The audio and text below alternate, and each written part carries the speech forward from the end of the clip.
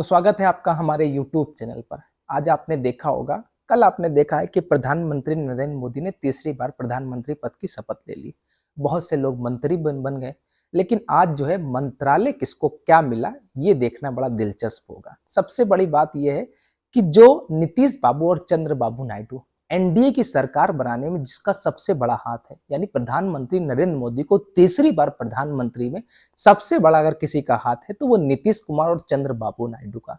शायद अगर ये ना होते तो मोदी जी का सपना सपना ही रह जाता। वो जो आज गोदी मीडिया कह रही है ना कि नेहरू का रिकॉर्ड, नेहरू का रिकॉर्ड, नेहरू का रिकॉर्ड, तो वो नेहरू का रिकॉर्ड कभी बन ही नहीं पाता, क्योंकि भारतीय जनता पार्टी बहुमत के आंकड़े तक पहुंच ही नहीं पाती। ये तो एनडीए के घटक दल का कमाल है कि प्रधानमंत्री नरेंद्र मोदी को तीसरी बार प्रधानमंत्री पद की शपथ दिलाती। लेकिन संजय सिंह, आप जानते होंगे, आपके जो है राज्यसभा सांसद हैं, मतलब आम आदमी पार्टी के राज्यसभा सांसद हैं, उन्होंने अपने एक्स हैंडल पर लिखा ये है कि आखिर मिला क्या। अच्छा देखिएगा, यहाँ पर आप सोचिएगा, एक आपको पॉइंट देने की कोशिश की है संजय सिंह ने कहा कि बहुत बड़ी बेइज्जती हुई है। बेइज्जती किसकी हुई है? नीतीश कुमार और चंद्रबाबू नायडू की। और हुई कैसे, मैं आपको बताता हूँ। क्योंकि सरकार में सबसे बड़ा अगर रोल किसी का है बनाने में तो वो चंद्रबाबू नायडू और नीतीश कुमार का था।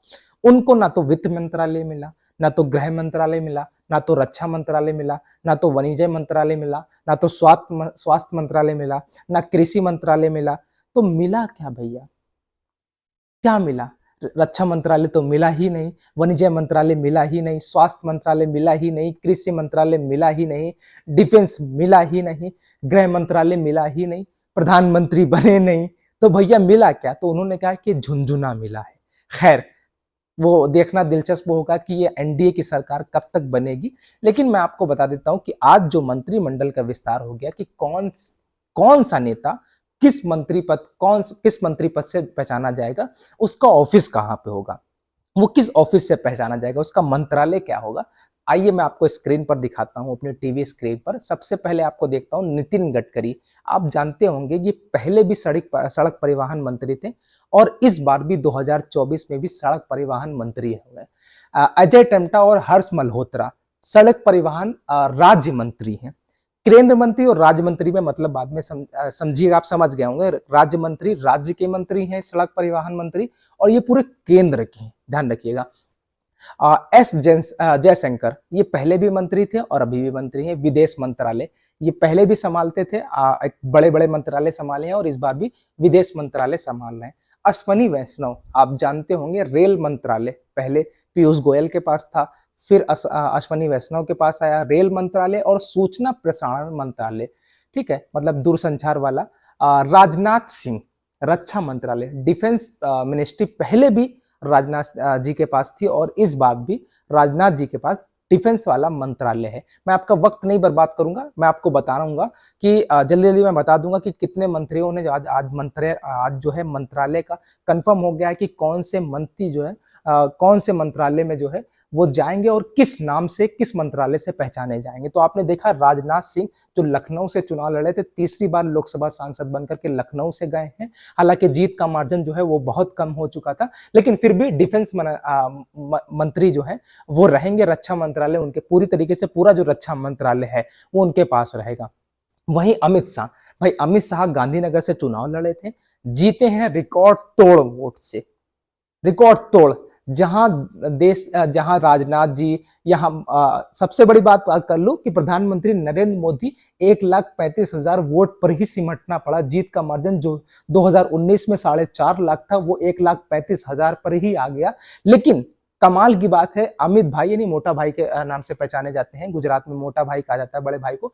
अमित शाह जो है वो गृह मंत्रालय उनके पास पहले भी था और इस बार भी गृह मंत्रालय है।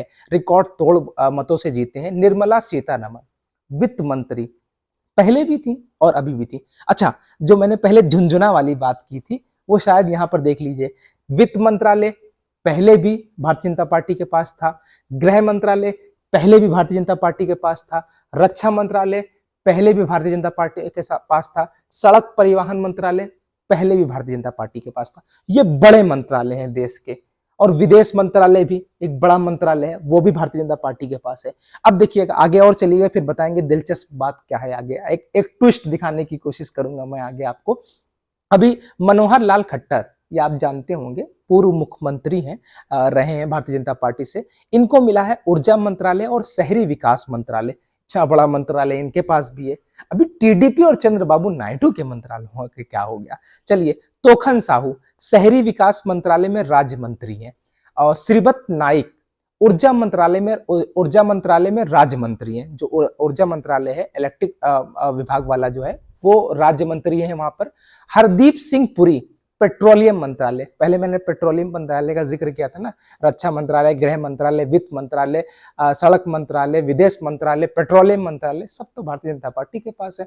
चलिए, अच्छा, पीयूष गोयल, मैंने अभी जिक्र किया था ना कि पहले पहले जो है रेल मंत्रालय पीयूष गोयल के पास था, लेकिन अब जो है पीयूष गोयल के पास वाणिज्य मंत्रालय है। शिवराज सिंह चौहान कृषि मंत्रालय। मैं कह सकता हूं कि मध्य प्रदेश में अगर किसी ने भारतीय जनता पार्टी को अगर मजबूती के साथ मजबूती दिलाई है, और कयास ये लगाए जा रहे थे कि शिवराज सिंह चौहान को जो है कि मुख्यमंत्री पद से इस्तीफा देना पड़ा था। अभी वहां पर एक यादव समाज का मुख्यमंत्री है मध्य प्रदेश में, और कहा यह जा रहा था कि भारतीय जनता पार्टी से इनकी मंत्री पद से छुट्टी हो सकती है, लेकिन शिवराज सिंह चौहान को कृषि मंत्रालय जो दे दिया गया है। धर्मेंद्र प्रधान से आप नाम से वाकिफ होंगे, ये चाणक्य कहे जाते हैं भारतीय जनता पार्टी के। ये समझ लीजिए कि आप जो रणनीति जो है कैमरे के सामने बनाते हैं, ये कैमरे के अंदर बैठ करके पूरी रणनीति जो है भाजपा किस तरीके से चुनाव लड़ेगी, कैसे चुनाव लड़ेगी, बहुत बड़ा योगदान है धर्मेंद्र प्रधान का भारतीय जनता पार्टी के अंदर। हालांकि एचआरडी मंत्रालय इनको दे दिया गया। जीतन राम मांझी एक सीट लाने वाले हम पार्टी के अध्यक्ष। अब देखिएगा यहाँ पे लघु उद्योग मंत्रालय, चलिए कोई बात नहीं, छोड़ता हूं मैं। किरण रिजिजू संसदीय कार्य मंत्री।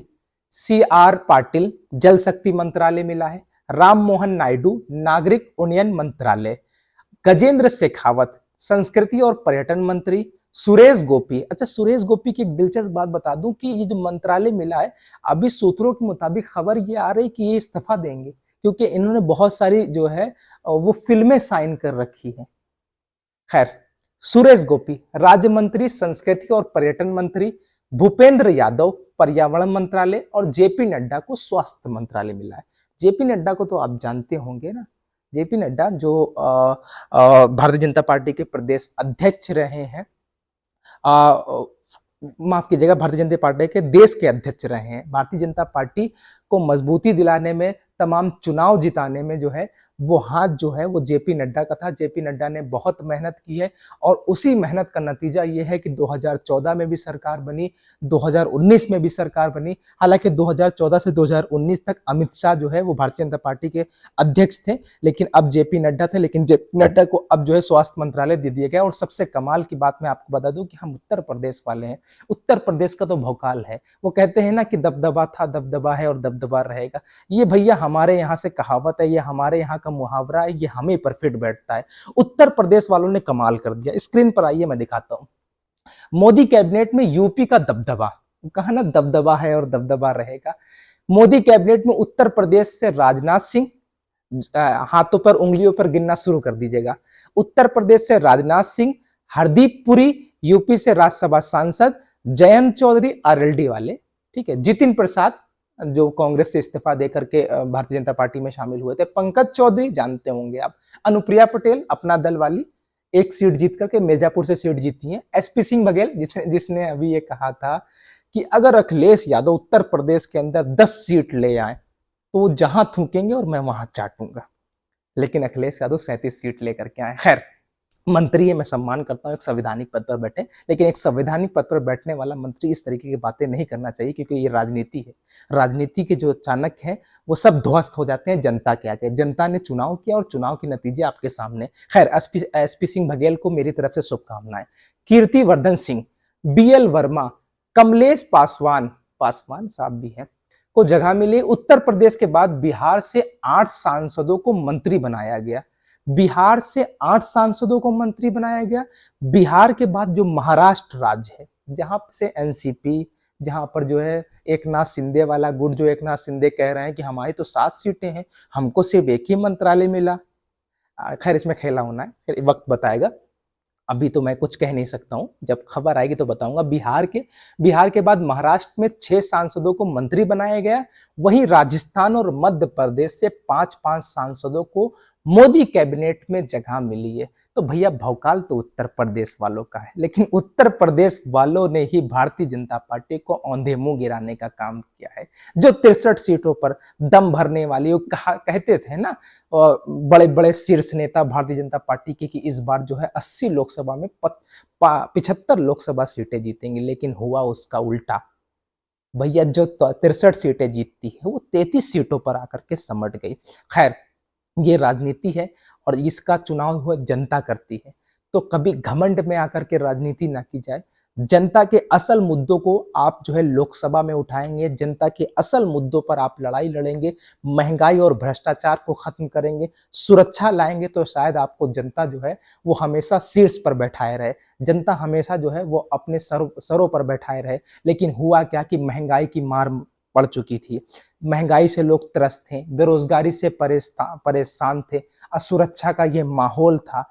मुल्क का माहौल जो है वो नफरती हो चुका था। लोगों ने नफरत के खिलाफ वोट दिया और आज उत्तर प्रदेश में उसका नतीजा जीता जागता सबूत आपको उत्तर प्रदेश मिल गया। लेकिन वो कहते हैं ना, दबदबा था दबदबा है दबदबा रहेगा। आने वाले वक्त में भी हमारा दबदबा रहेगा। खैर, जब तक के लिए मेरे यूट्यूब चैनल को सब्सक्राइब कीजिए और वीडियो शेयर कीजिए।